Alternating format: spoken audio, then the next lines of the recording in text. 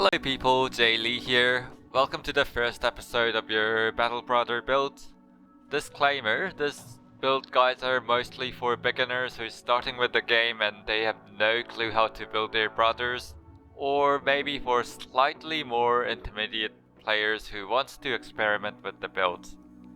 And this build is a slightly atypical build where you have a two-handed frontliner with a pike as well as your normal two-handed weapon, where normal players would probably opt for some of a purely two-handed build who doesn't utilize any pike.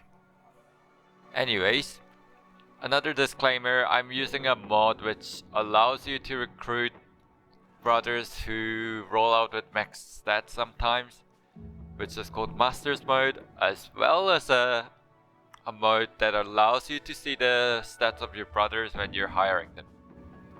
It just reduces the amount of grind which I really don't like in the game. As well as other modes I'm using is I think scoutable location and faster mode, which just makes turns go faster. I'll include them in my description. And the difficulty setting I'm going for is the veteran fight difficulty, which basically makes your fights a bit fair. Where your brothers don't get any bonuses, but your enemies don't get any bonuses either. And the economy setting I was running is the easiest.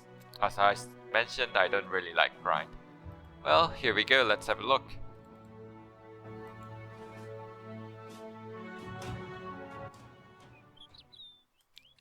So, I'll probably go with the most typical brother you'll get. He's the companion brother who you get in the first normal start trait settings, where this guy is the one with the 2 stars in the attack as well as 1 star in defense as well as resolve.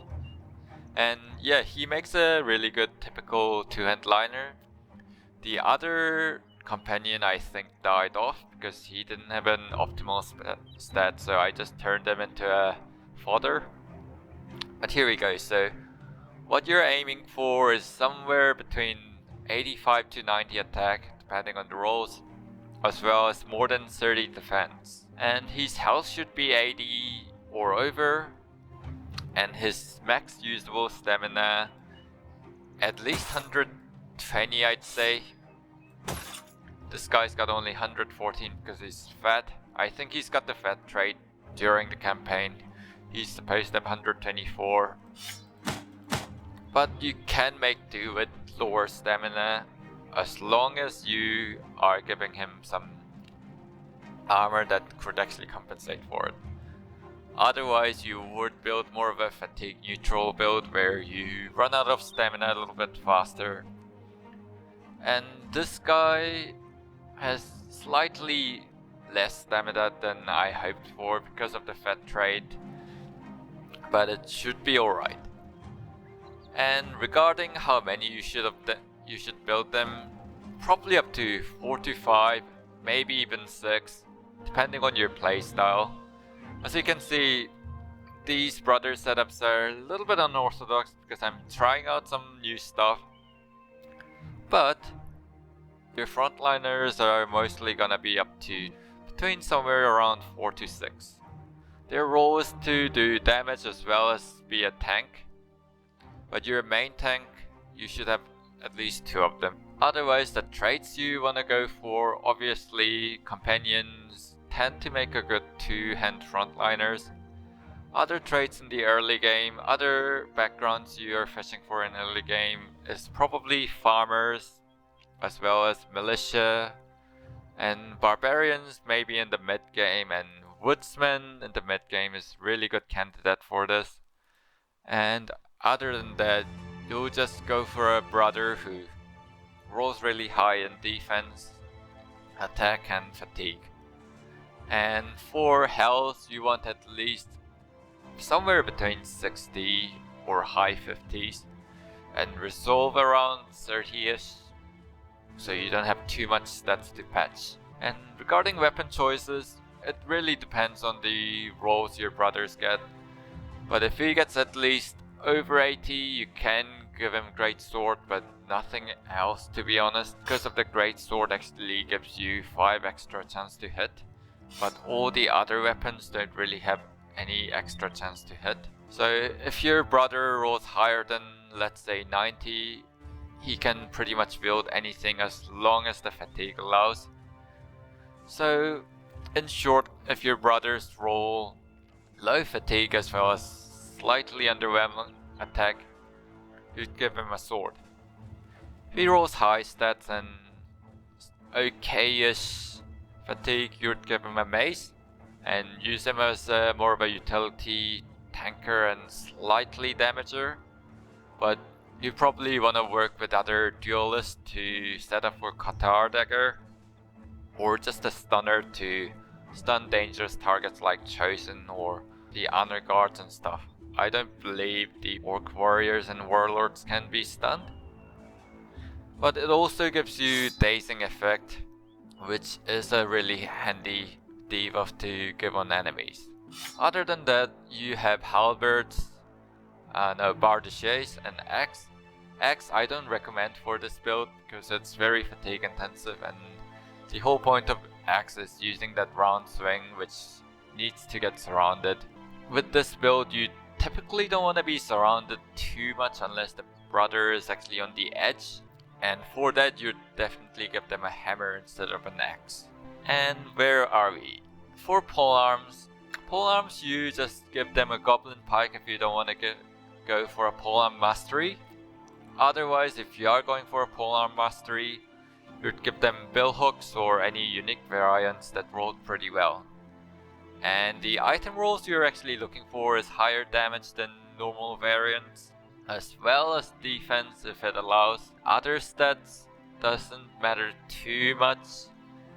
If it builds up less fatigue or reduces less maximum fatigue, that's a good bonus to have.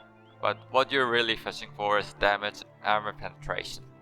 And the perk choice you can also be pretty flexible, except for student, which means that you really want the student because you want the brother to reach that high level as fast as they can so they can get out of safe backline like this guy's doing right now. But yeah, it really depends on circumstances. So the main thing you gotta take away from this guy is that there are lots of fixing perks that's available on Battle Brothers, which is Colossus, Gifted, as well as Brawny, and Fortified Mind.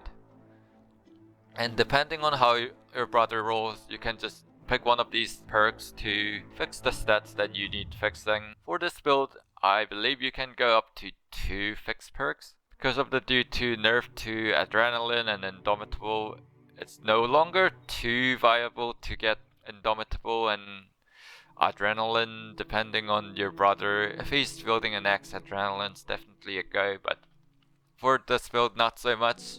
Tank brother should be either taking Indomitable to hold up those orc warriors or whoever ignores your zone of control. But for this build, one of the main perks are the polearm mastery, which allows you to use polearms after moving 1 tile or killing an enemy, and just typical battle forged for survival, as well as berserk and killing frenzy to max out DPS, and pathfinder, which is more of a DPS perk to be honest, because without pathfinder in some terrains you wouldn't be able to attack after moving 1 tile with polearm mastery.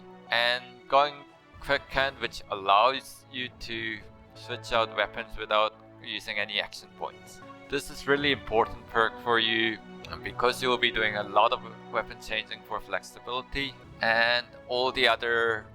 And recover is somewhat important.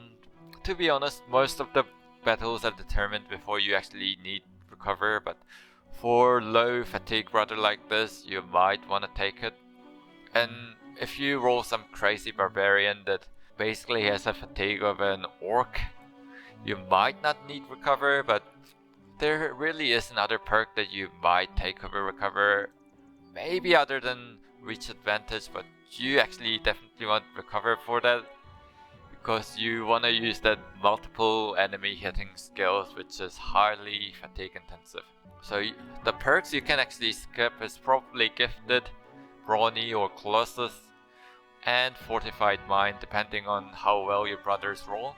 But in general, I tend to go for Brawny to give that extra fatigue, and Gifted to give that extra max roll defense, which is the most important stat in the game. Attack is also good to have, but it's not as important as defense, because you really want your brothers to survive.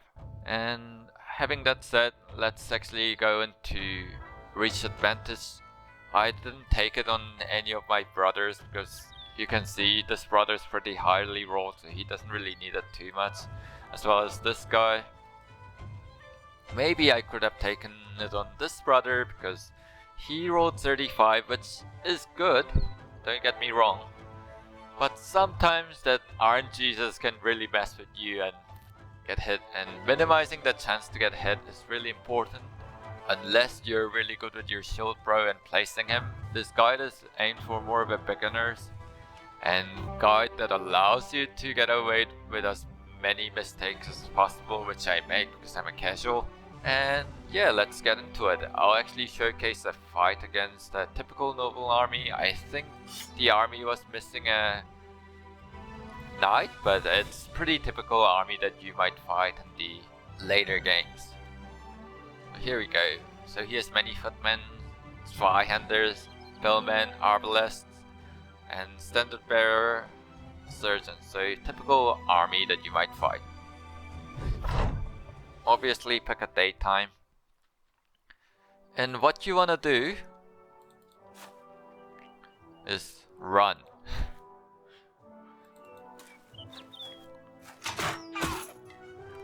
Don't let their arbalists get the most out of you.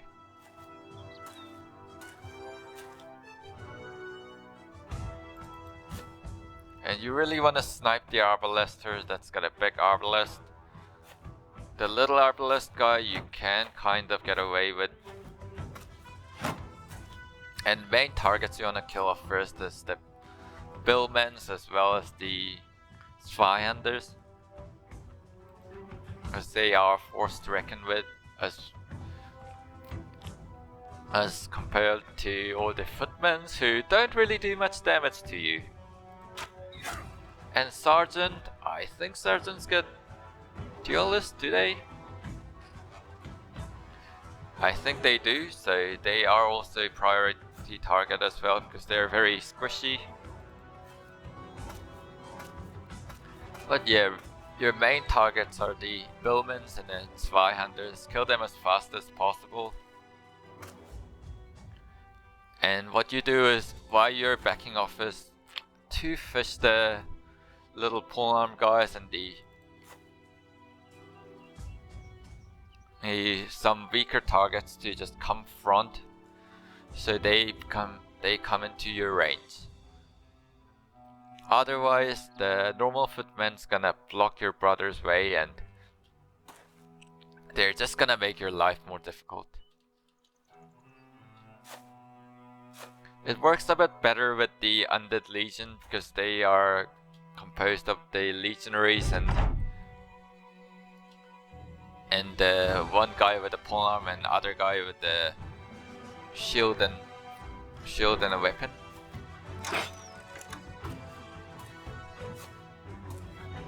So the Zweihanders and the weaker polearm guys actually contacted my front line.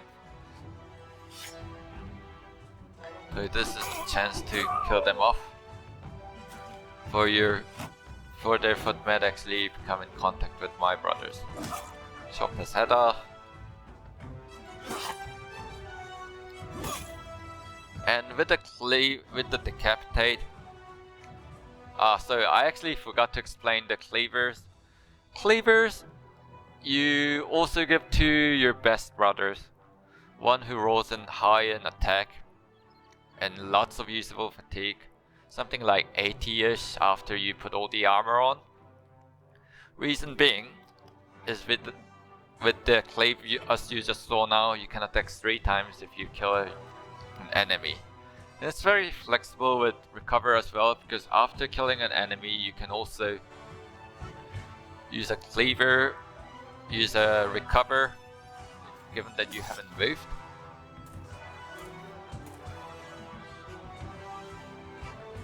Squash that. Where did the...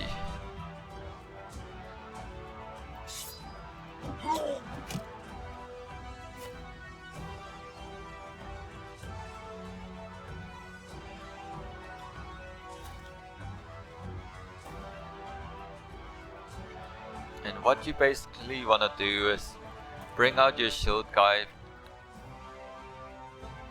front as much as possible so that he can actually be engaged with as much enemies as possible. So like here's a good location where he's basically gonna tank all the hits from these guys. And this guy's more of a fodder shield, kind of turned into a little bit stronger defense, I don't know how. And we've got a fearsome gunner who is good against armies like this. And here's something cool you can do. You switch over and kill him.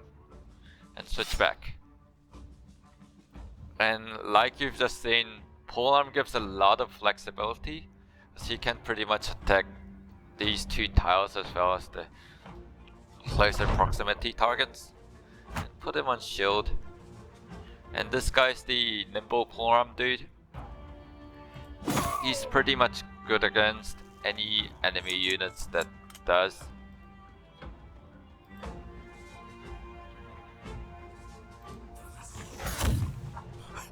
High damage with his overwhelm as well as the other features that he has. But we'll probably make another video for him, because it takes quite long to explain. And what you want to do is just make sure that your archers are in safe spot and they're picking off any high priority units like pikes or these guys, or even arbalesters when the chance arrives. But with my archers, they actually don't take bullseye, because I'd rather attack this sergeant more than the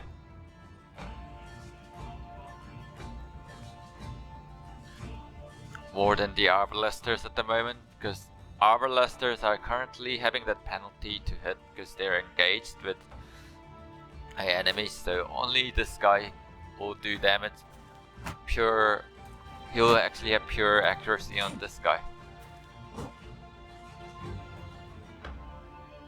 So in most scenarios, the time you actually need bullseye is when you don't.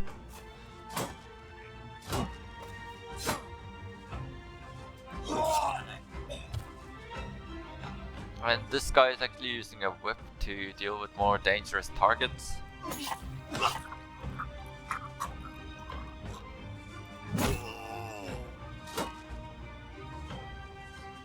And this gives an opening to billmen, so, and even archers. When you can snipe them, you snipe them.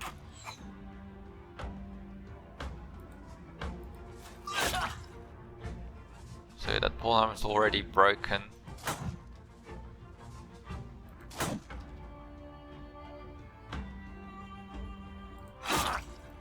And your duelists generally tend to have enough stats to actually go through the armors and not giving them any time to tank.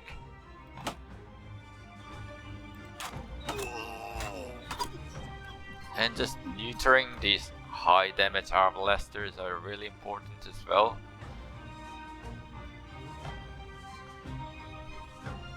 Not these guys so much, but I don't have any better targets, so I'm gonna kill him too.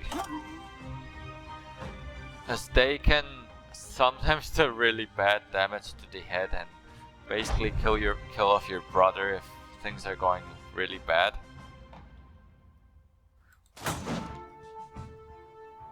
And this guy's gonna keep his shield up. And he's gonna continue to snipe all the high value targets like these guys and perhaps kill these guys. And see how I overwhelm basically threw up the high damage targets so they have less chance to hit.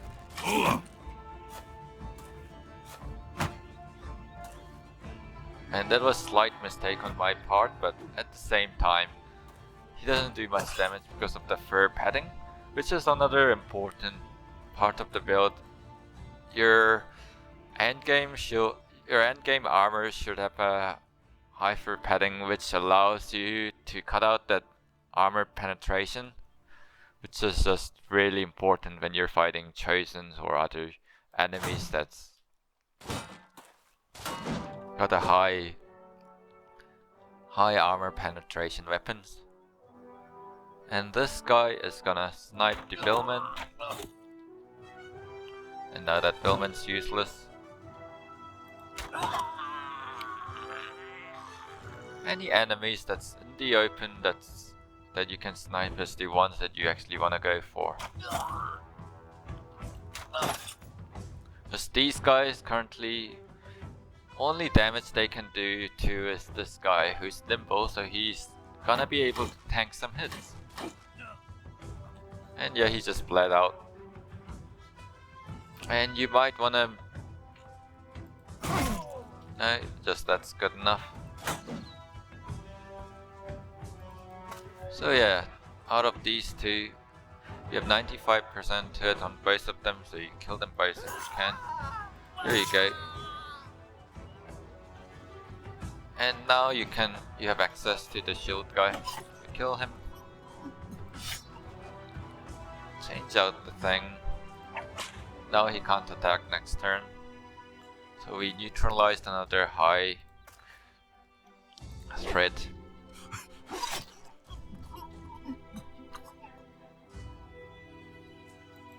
And yeah, shield guys. These guys can be really flexible, but he's quite happy just being here. And that's round 4. As you can see, even in round 4, you don't really have need to actually use recover at all with quite higher stat rolls, except for maybe even the Bardish guy. I keep saying halberd instead of Bardish. Because Bardish, even though it's one of the coolest things ever, I can't say it properly. Any Russian speakers out there, please fix my accent on how I actually say it. And yeah, that shield guy's useless for a turn.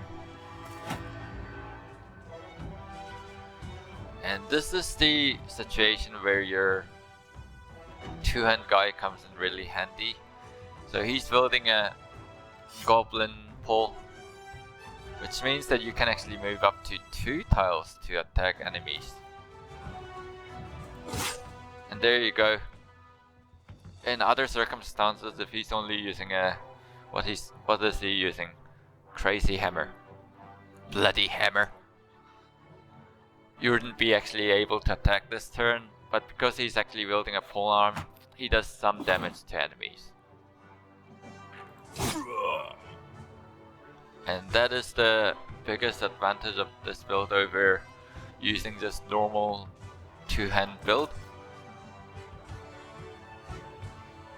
Not saying that two-hand build is bad, but I just like the flexibility a lot.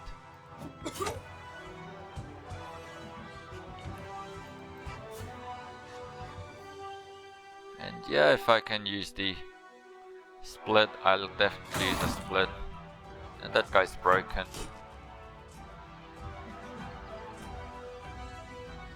Who else needs dying? Right now the battle's pretty much won, but this is just a matter of cleaning things up.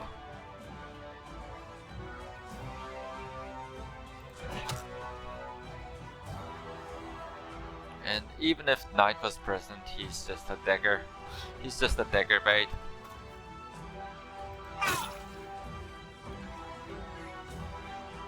And I'm not too sure how well this build does against the southern armies, because southern armies are incredibly powerful with their...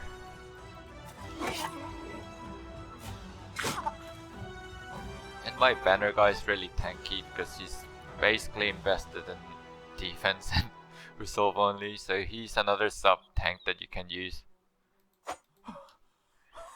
And just building these multiple rolled brothers allows you to be really flexible with enemy types. The only thing I won't fight is lindworms, because they're a waste of time. But other than that,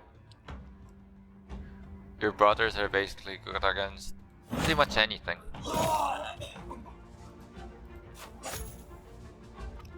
Except for lindworms. Well, they are good against lindworms, but lindworms are one of those enemies that really can stop your army just based on the 5% RNG. Shouldn't have done that, but we've won, so I don't care too much. And yeah, lindworms are terrible. They can... I don't think they can one-shot your well-built brothers, but they can still knock out armor.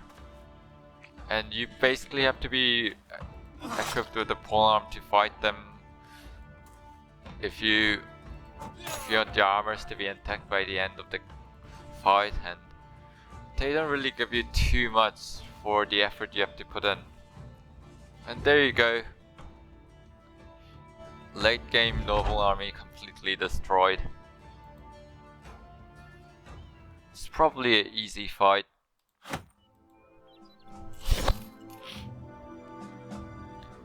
And if we can find anything hard looking, we can show you another fight and see how that turns out.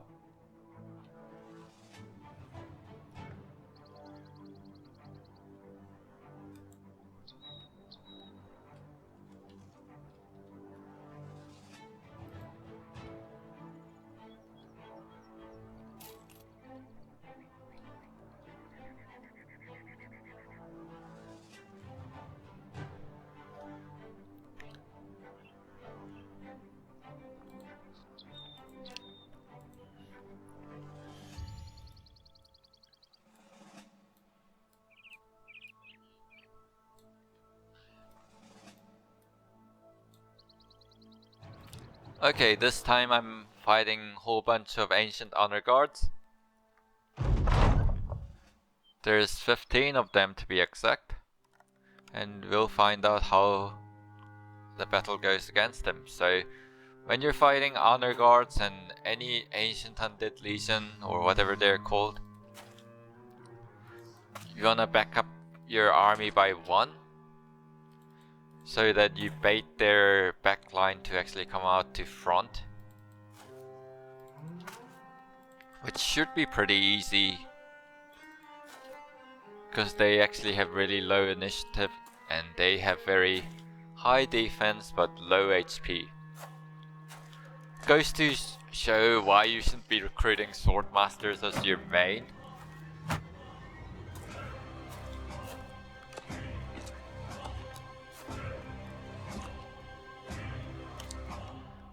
But we'll see how it goes. So I end turn here. And as you can see, they've got they are 3 tiles away from my army, which is what you want all the time. So for this round, I'm just gonna skip a turn to see if they get baited out. One thing I'm not too sure is which one's actually building a polearm and which one's building a proper just normal one range two-handed weapon. I think these guys are. And as you can see, polearm's actually being baited out.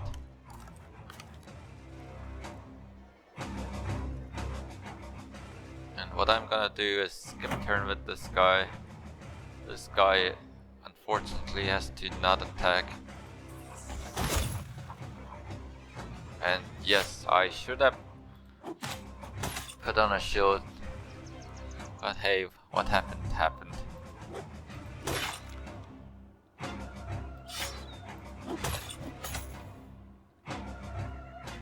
So you wanna get rid of the polearm guys as soon as possible because they are a threat to your archers and your backline. As soon as possible because they can pose a big threat. And this is a little shenanigan you do.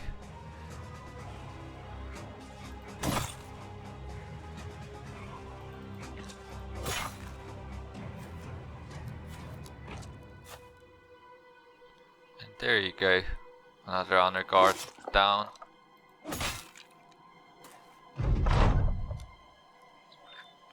And it's slightly risky, but I'm gonna actually go one tile forward and attack because it's just so tempting.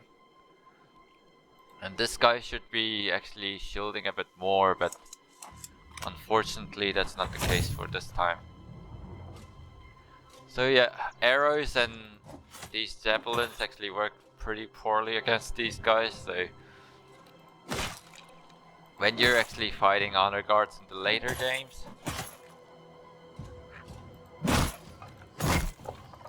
definitely equip some axes instead of throwing axes instead of this. So here's another shenanigan you might want to do. No, just do this.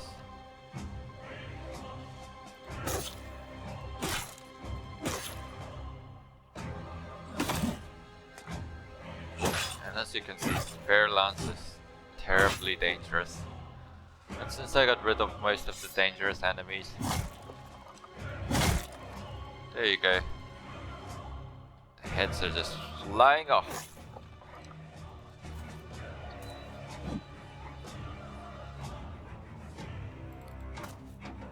Another pretty easy fight.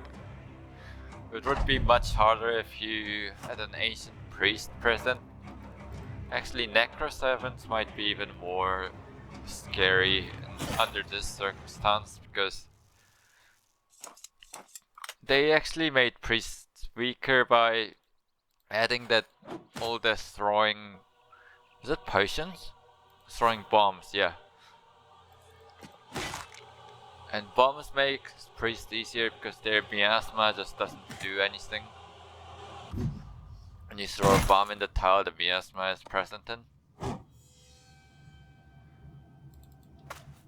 Anyways, if you're an experienced player watching this, why are you watching this? But as you can see, I'm making a lot of suboptimal choices, but I'm getting away with it because I have polearms and stuff.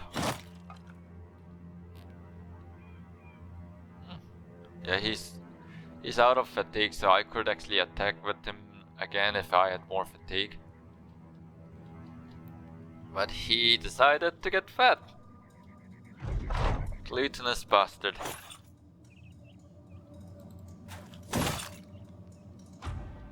Anyways, we're reaching the end of the fight. And yeah, this is some shenanigans you can do.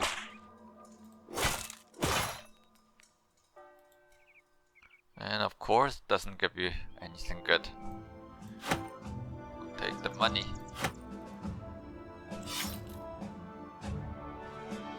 Anyways, that's it for this build.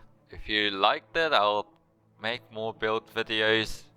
Probably duelist, shield guy, maybe backlane polearm, but I'm still not actually getting the hang of the using the background polearms. Because backliners, I haven't really used anything other than the archers till Blazing Desert. Then I built gunners for an experiment. And your banner guy is just very flexible. But anyways, that's it for now. Thank you for watching, and more to come.